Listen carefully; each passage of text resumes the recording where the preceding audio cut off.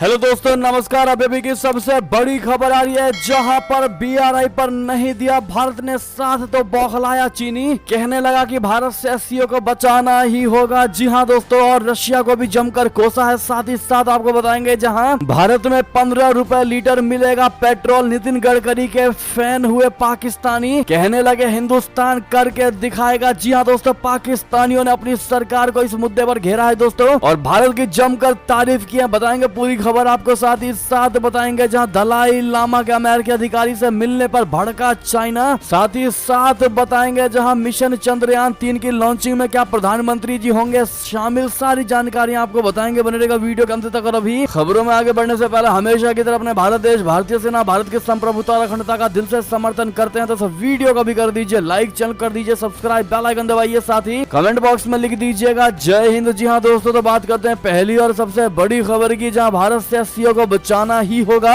BRI पर भारत ने नहीं दिया चाइना के साथ दोस्तों, तो चाइना के विशेषज्ञ बता रहे हैं कि भारत एससीओ को बर्बाद करना चाहता है। सारी बर्बादी की जड़ भारत को बताने लगे हैं दोस्तों। आपको बता दें, भारत में पिछले दिनों हुई शंघाई सहयोग संगठन की शिखर बैठक के बाद चीनी विशेषज्ञ बौखलाए हुए हैं। दरअसल चीन के राष्ट्रपति शी जिनपिंग के सामने ही भारत ने साफ कर दिया है कि वो ड्रैगन के बेल्ट एंड रोड प्रोजेक्ट का समर्थन नहीं करता है। बीआरआई चाइना के राष्ट्रपति का ड्रीम प्रोजेक्ट है, जिसे उन्होंने दुनिया भर में चीन के प्रभाव को बढ़ाने के लिए लॉन्च किया है। भारत के इस झटके से चीनी विशेषज्ञ अब सदमे में हैं और वे जहरीले बयान दे रहे हैं। वे ईरान का स्वागत कर रहे हैं, लेकिन भारत से एससीओ को बचाने की बात कर रहे हैं। वे रशिया को भी भारत को शामिल कराने पर कोस रहे हैं। इंडियन एक्सप्रेस की रिपोर्ट के मुताबिक भारत की चाइना के अत्यधिक प्रभाव वाले एससीओ में भूमिका को लेकर चीनी विशेषज्ञों में बहस छिड़ी हुई है। भारत साल 2005 में एससीओ का पर्यवेक्षक देश बना था। साल 2017 में भारत को रशिया के सहयोग से एससीओ के पूर्ण सदस्य देश का दर्जा मिल गया। चीन की सरकार ने जहां भारत को एससीओ का सदस्य बनने दिया, वहीं चाइना के रणनीतिक मामलों से जुड़े विशेषज्ञों ने भारत को शामिल किए जाने का विरोध किया और उसकी तुलना नाटो में सदस्य देश तुर्की से कर डाली। अब चीन के विदेशी मामलों के विशेषज्ञों ने ईरान के सदस्य बनाए जाने का स्वागत किया और कहा कि तेहरान अब भारत को एससीओ को पूरी तरह से बर्बाद करने से रोकेगा। शुसेंग नामक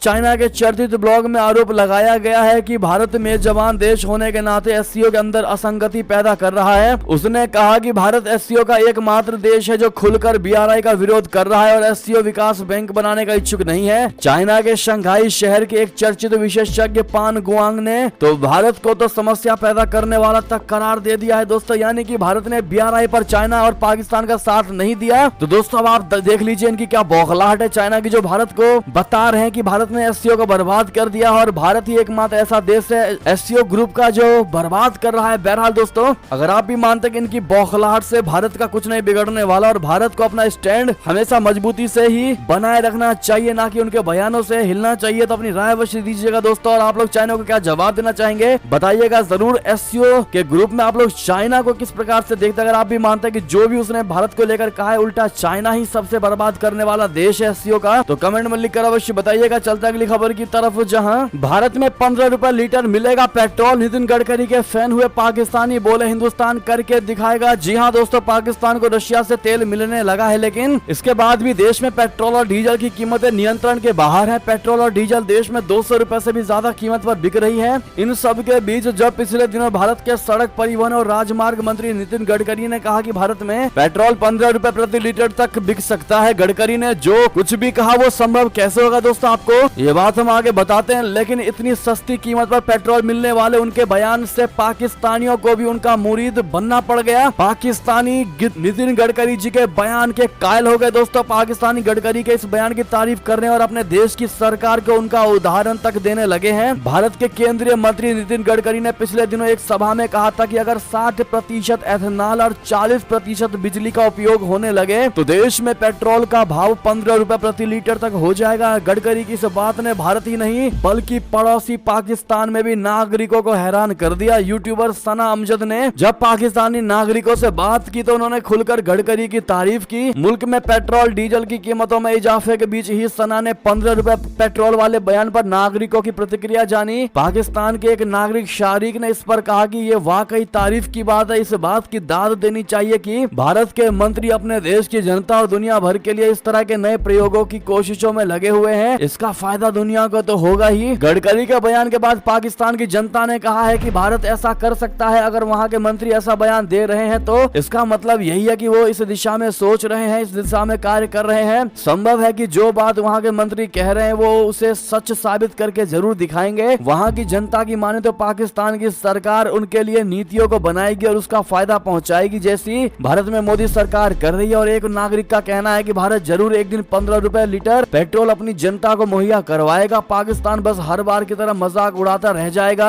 और हाथ मलता रह जाएगा। आज नहीं तो 2 साल बाद 15 रुपए लीटर भारत में बिकने लगेगा। जी हाँ दोस्तों, यानी पाकिस्तानियों को ये उम्मीद है कि भारत ने कहा है तो वो करके जरूर दिखाएगा। हमारी सरकार की तरह नहीं, पाकिस्तानी शहबाज शरीफ की तरह नहीं कि बस दूसरे देशों का मजाक बनाने का काम किया जाएगा। बहरहाल दोस्तों, अगर आपको भी भारतीय होने पर गर्व है तो कमेंट में लॉन्ग लिव मोदी जी जरूर कह दीजिएगा। अगली खबर की बात करें, जहां दलाई लामा के अमेरिकी अधिकारी से मिलने पर भड़क गया चाइना, बौखलाहट में बोला ये शुद्ध अपराध। जी हां, अमेरिका में तिब्बती मुद्दों के लिए विशेष समन्वयक के रूप में कार्यरत अंडर सेक्रेटरी उजरा ज़िया ने रविवार को दिल्ली में 14वें दलाई लामा से मुलाकात की, जिससे चाइना भड़क गया। उच्च स्तरीय अमेरिकी प्रतिनिधि मंडल के साथ इस बैठक के बाद चीन की तीखी प्रतिक्रिया सामने आई। इस बैठक में निर्वासित तिब्बती सरकार के वरिष्ठ अधिकारी भी शामिल थे। चाइना ने इस बैठक की तीखी आलोचना की और इसे अपने घरेलू मामलों में हस्तक्षेप बता डाला। दिल्ली में चीनी दूतावास के प्रवक्ता वांग जियाओजियान ने ट्वीट्स के जरिए कहा कि तिब्बत के मामले पूरी तरह से चाइना के आंतरिक मामले हैं और किसी भी बाहरी ताकत को हस्तक्षेप करने का अधिकार नहीं है। तिब्बत के मुद्दों के लिए अमेरिकी विशेष समन्वयक की अवधारणा पर सवाल उठाते हुए जियाओजियान ने इसे शुद्ध अपराध और चाइना के आंतरिक मामलों में हस्तक्षेप करने के लिए राजनीतिक हेरफेर का कदम कहा। बौखलाए चाइना की ओर से कहा गया है कि चीन हमेशा इसका कड़ाई से विरोध करता रहा है और उसने इसे कभी मान्यता नहीं दी है। साथ ही साथ दोस्तों, अगली खबर आपको बता दें, जहां पाकिस्तान के लिए भारत की नकल करना पड़ गया भारी मुसीबत बना रशिया का सस्ता तेल, खटाई में पड़ गई डील। आपको बता दें, भारत की नकल करके रशिया से सस्ता तेल खरीदने का फैसला पाकिस्तान की सरकार के लिए मुसीबत बन गया है। आलम यह है कि सस्ता होने के बाद भी पाकिस्तान अपनी जनता को सस्ता तेल नहीं दे पा रहा है। दरअसल पाकिस्तानी मीडिया के रिपोर्ट के मुताबिक पाकिस्तान में वर्तमान समय में मौजूद सभी रिफाइनरी पुरानी प्रोसेसिंग तकनीक पर काम करती है। इसकी वजह से ये पाकिस्तानी रिफाइनरी प्रोसेसिंग के दौरान डीजल और पेट्रोल की बजाय फर्नेस ऑयल ज्यादा निकल रही है। पाकिस्तान में फर्नेस ऑयल की कोई डिमांड नहीं है और ये उसके लिए मुसीबत बन गई है। पाकिस्तान के पास 5 तेल रिफाइनरी है, जिसमें से एक की स्थापना आजादी के पहले हुई थी, वहीं 2 तेल रिफाइनरी की स्थापना 60 साल पहले हुई थी। वहीं 2 अन्य तेल रिफाइनरी में से एक में पुरानी तकनीक है और दूसरी रिफाइनरी जिसमें सरकार की 60% हिस्सेदारी है, वहां कई दशकों से नया निवेश नहीं हुआ है। पाकिस्तान ने पिछले महीने से रशिया से सस्ता तेल खरीदा था। इस सस्ते तेल के बाद भी वो इसका फायदा पाकिस्तानी जनता को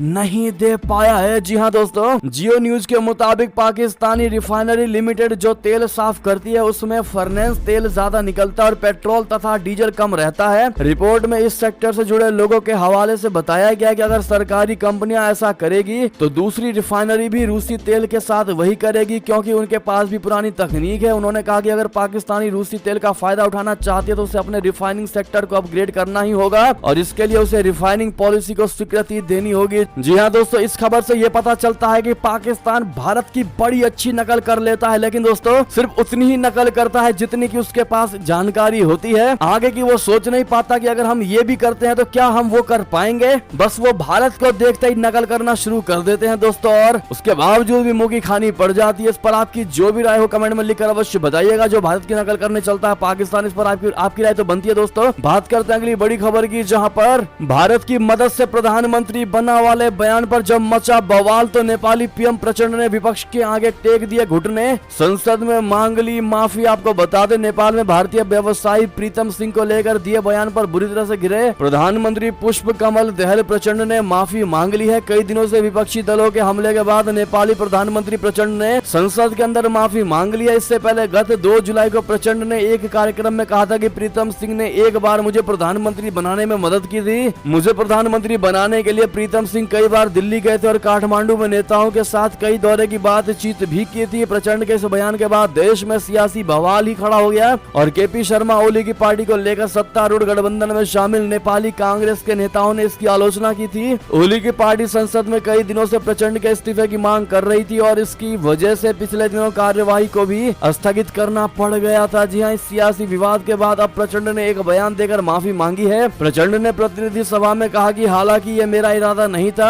इसके बाद भी मैं अपने बयान के लिए खेद व्यक्त करता हूँ। साथ ही साथ दोस्तों अगली खबर आपको बता दें, जहां क्या मिशन चंद्रयान 3 की लॉन्चिंग में प्रधानमंत्री मोदी जी होंगे शामिल। आखिर क्या कहा इसरो के प्रमुख ने, आपको बता दें। भारतीय अंतरिक्ष अनुसंधान संगठन अधिक ईंधन एवं कई सुरक्षा उपायों से लैस चंद्रयान 3 का शुक्रवार यानी 14 जुलाई को प्रक्षेपण करने के साथ चंद्रमा पर उतरने का एक और प्रयास करने को तैयार है। इसके लिए चांद पर एक बड़ा लैंडिंग स्थल निर्दिष्ट किया गया है। इसरो ने कहा है कि इस बार इसने विफलता आधारित डिजाइन का विकल्प चुना है ताकि यह सुनिश्चित किया जा सके कि कुछ चीजें गलत होने पर भी लैंडर चंद्रमा को सफलतापूर्वक उतार सके। चंद्रयान 3 शुक्रवार को दोपहर 2:35 पर चंद्रमा के लिए उड़ान भरने को तैयार है। ऐसे में पीएम नरेंद्र मोदी को लेकर जो कयास लगाए जा रहे हैं दोस्तों, इस पर आपको बता दें फिलहाल ये निश्चित नहीं है कि पीएम मोदी जी मिशन की लॉन्चिंग में शामिल होंगे या नहीं। बट आपको बता दें कि इससे पहले साल 2019 में चंद्रयान 2 मिशन के लॉन्च में प्रधानमंत्री नरेंद्र मोदी जी शामिल हुए थे। क्या इस बार उनको शामिल होना चाहिए दोस्तों पीएम मोदी जी को? आप लोग क्या कहते हैं कमेंट में भारी मात्रा में राय दीजिएगा। ऐसे में ये थी अभी की सारी बड़ी खबरें। आपको खबरें कैसी लगी? आशा करता हूँ बहुत अच्छी लगी होगी। थोड़ी भी अच्छी लगी तो इस वीडियो को जितना ज्यादा उसके अपने भाई बंधुओं में रिश्तेदारों में शेयर कर दीजिएगा और अभी कर दीजिए इस वीडियो को लाइक, चैनल को कर दीजिए सब्सक्राइब, बेल आइकन दबाइए, साथ ही कमेंट बॉक्स में लिख दीजिएगा जय हिंद जय भारत। और यहाँ तक बने रहने के लिए आप सभी का